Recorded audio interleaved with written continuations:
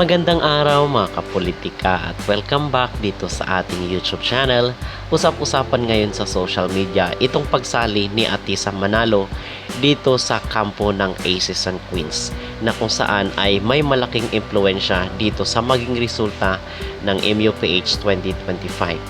Dahil marami po ang nagsasabi na baka madiktahan ng naturang beauty agency ang magiging resulta ng Miss Universe Philippines sa taong 2025. Pero bago ang lahat ay huwag kalimutang mag-like at mag-subscribe na rin kayo para updated kayo sa ating mga latest issue. So sabi po dito sa balita kahapon, breaking news, Quezon Province Bet Maria Atisa Manalo has returned to beauty camp Aces and Queens after competing as an independent candidate in the Miss Universe Philippines last year, 2024. Aces and Queens is a beauty camp co-founded by Jonas Gafford 23 years ago. Gafford left the camp in 2019.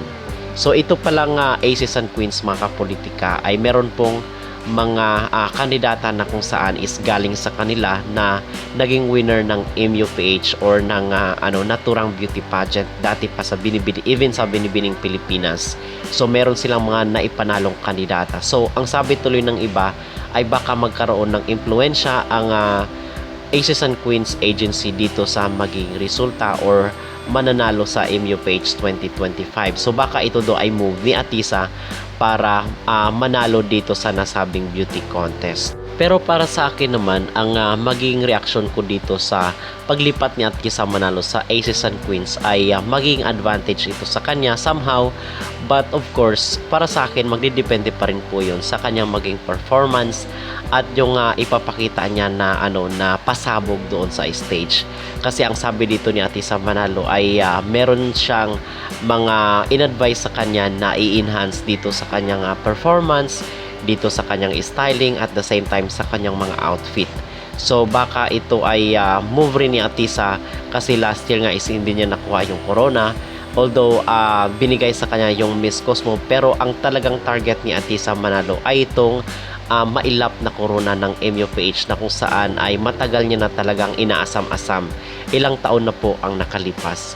So marami po tuloy ang nagsasabi na baka this time around is kay Atisa na po talaga ibibigay ang corona at opinion naman ng iba ay ano pa daw ba ang hinahanap ng MUPH dito kay Atisa.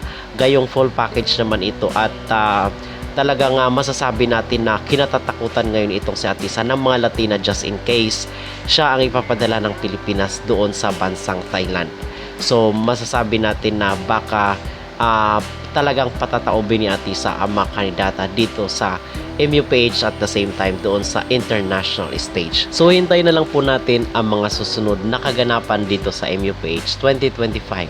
So kung kayong tatanungin mga kapolitika, maimpluwensyahan kaya ng Aces and Queens ang maging resulta dito sa MUPH 2025 at malaki nga ba talaga ang tsansa ni Atisa Manalo na siya ang ipapadala doon sa Thailand para sa Miss Universe 2025?